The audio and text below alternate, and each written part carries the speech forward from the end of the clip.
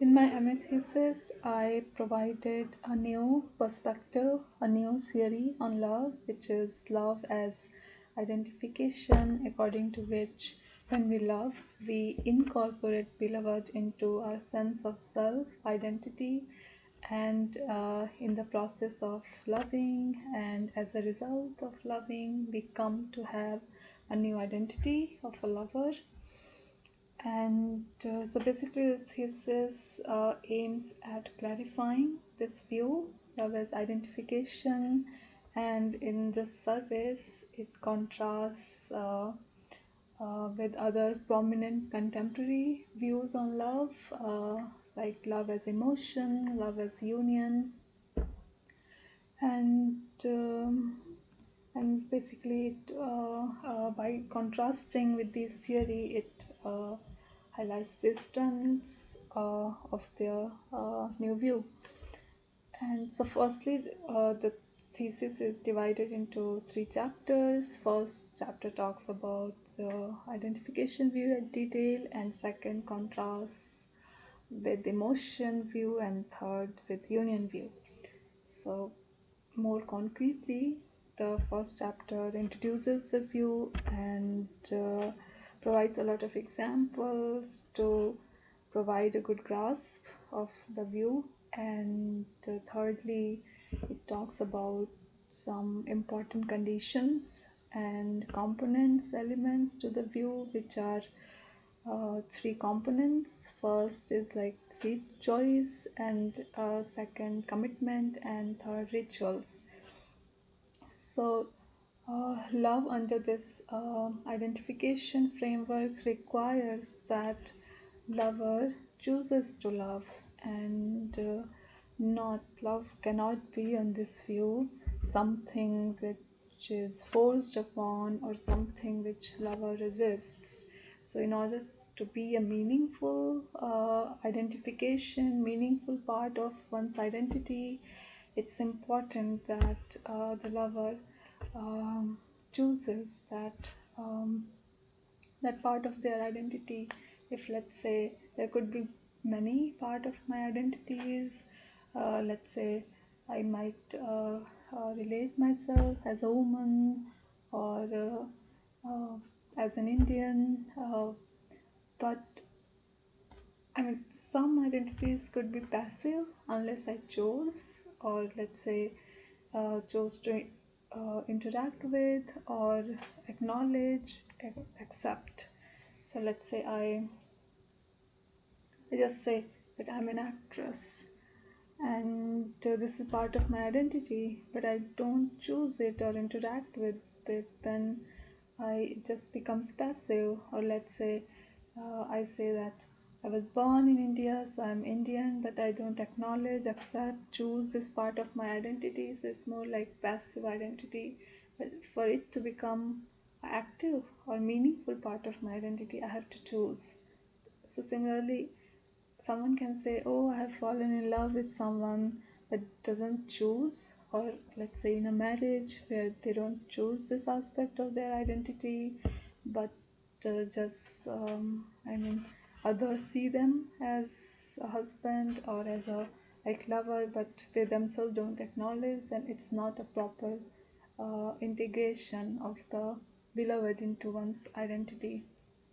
It's important under this identification view that lover chooses this part of the identity of the lover, identity of the lover, to become a meaningful part of their identity. Second thing which is important for the identification view is commitment. So a sustained and unwavering commitment is required from the part of the lover for it to become again a meaningful part of the identity. So if you take a mother example of a mother, they, even on the face of a lot of adversities and all, they keep they remain committed to the child. Or let's take example of a devotee, their commitment to God. Or let's say a philosopher's love for philosophy. It has to be sustained and unwavering commitment to the beloved, um, for it to become a meaningful part of my identity. So these, and the third component which is important for love under this framework is rituals. So it's you might think it's very nice view on love. It just asks you to choose and commit and do nothing, but that's where you are wrong. No, you this view requires on this view love requires performing rituals like taking care of the beloved, being concerned about their well-being, being there for in their difficult times, spending time, good time, nice time, and things like that. So what I call rituals is set of loving behaviors, actions which the lover has to perform.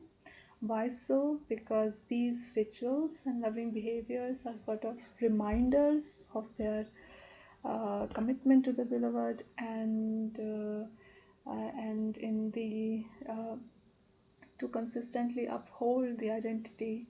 It's important that these loving behaviors, actions, and rituals are performed. This is what I do in the first chapter.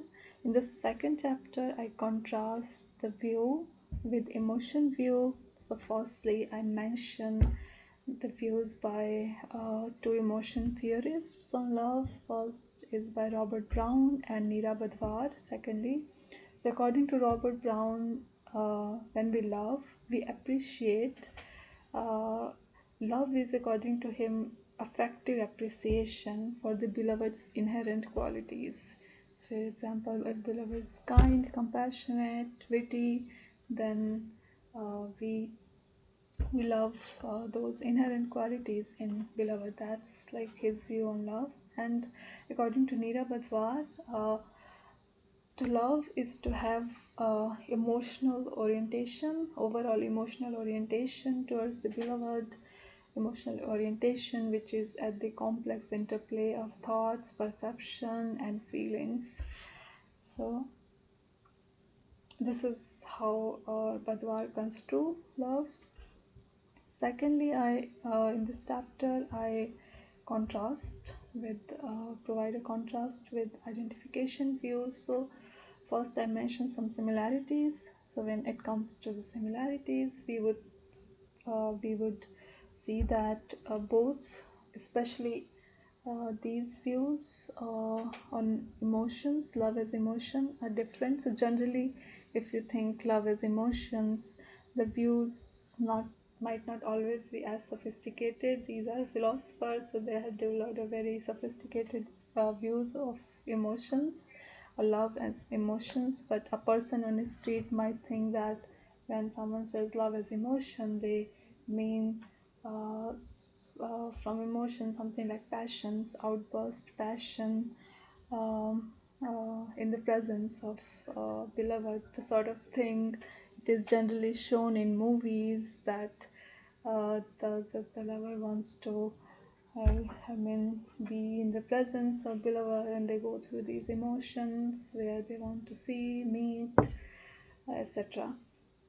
But philosophers, when they talk about love in terms of emotion, they have very sophisticated view of emotions. So take it like emotions as perceptions, actions, etc., or appreciation, emotional appreciation.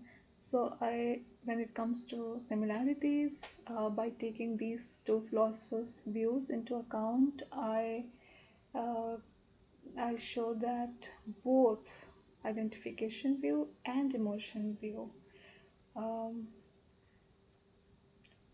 try to explain the enduring nature of love, and they argue that love could be long lasting and it can be endured. But if you think of love as emotion in terms of passions, then you might think that love cannot be enduring or long lasting. So this is the similarity. When it comes to differences, I tried to show that uh, we can imagine of love or cases of love without even these long-term emotional stances. So it's very easy to argue that love is not passion. We can imagine love or cases of love or cases of loving relationships where passions are not present. For example, in marriages and long-term relationships, even though the passions, short-term passions are not there, they are still we can think of the relationship. But if someone defines emotion in a very like sophisticated way, where emotion is like emotional appreciation or overall emotional orientation, then it's hard to say that we can think of relationship without emotion. But still, I try to show that, at least try to argue that we can think of cases of loving relationships even without these long-term um, emotional stances, which Badwar and Robert Brown talks about. So I take the example of someone who unfortunately, um, because of some disease or accident, if their capacity of emotion get decreased, or they somehow because of these reasons cannot experience or express emotions, then could we say that they are not capable of loving? I say that that would be a bit implausible or extreme. But the elements of identification view, for example, commitment, choice, rituals, these seem to explain um, why, even in the lack of emotional stances, love can continue. These are the things I do in the second chapter. In the third chapter, I provide contrast with union view. So union view takes love to be a sort of union between lovers. And so firstly in this chapter I present views by three prominent union theorists, first by Roger Scruton, then Robert Nozick, and then Rob Solomon. So they all three somehow more or less define love as union in terms of creating union between lovers by merging some aspects of their identities.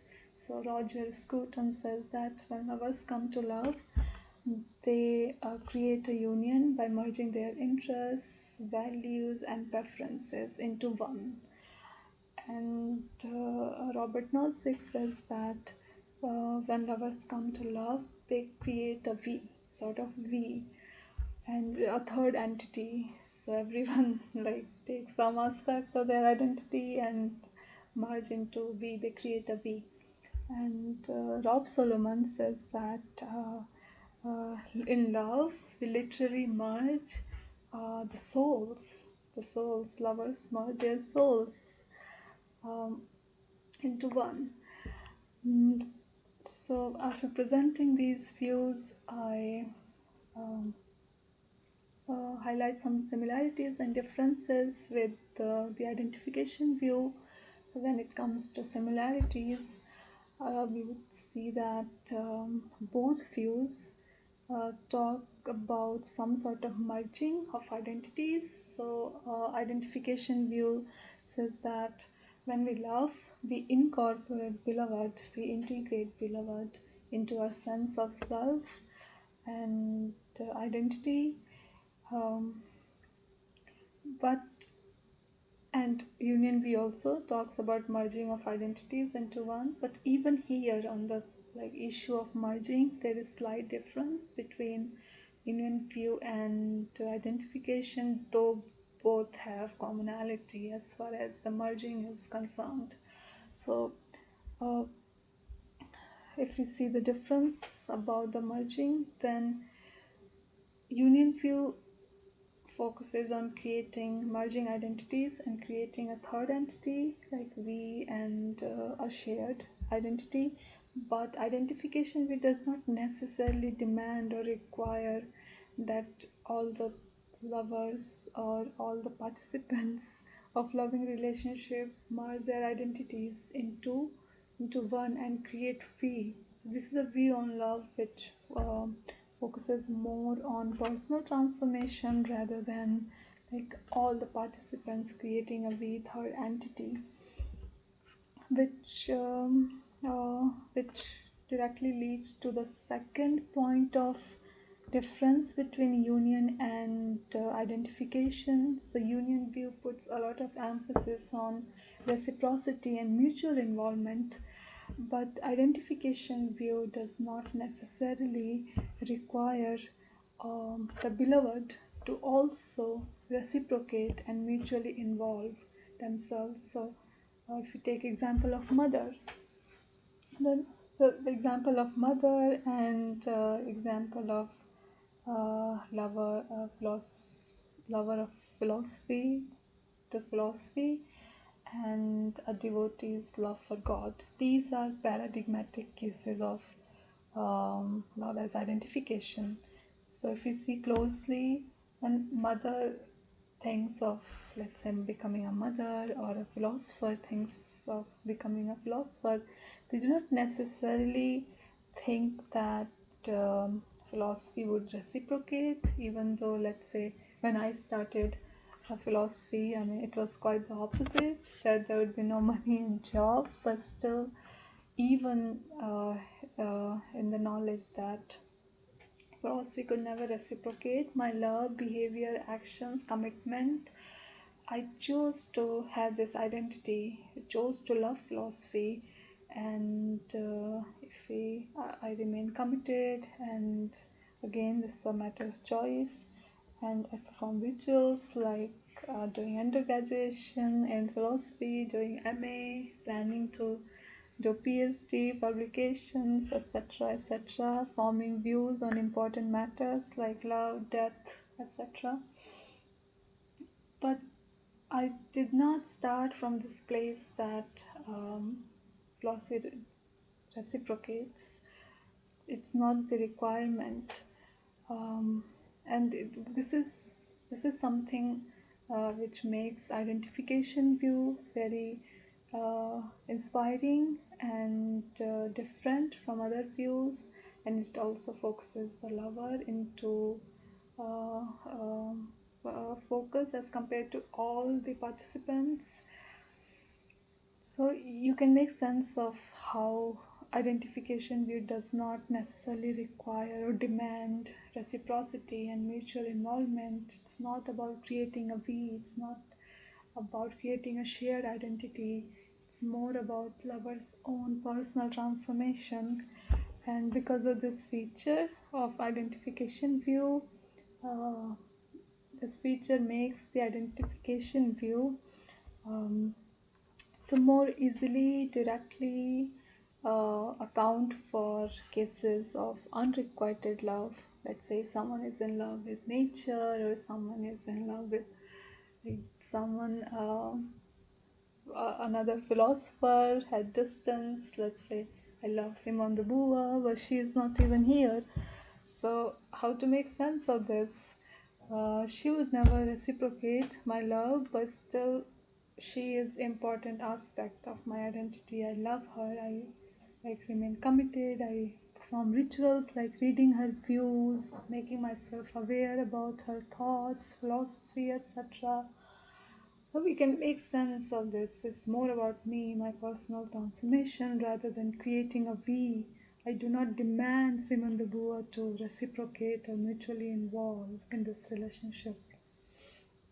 So this is how it is different from union view, and this is something which makes the identification view uh, explain in cases of unrequited love, or let's say cases like love between uh, my love for philosophy, someone's love for someone's love for God, and examples like mother's love for children, where I mean the lovers do not start from the base that they have to create a we.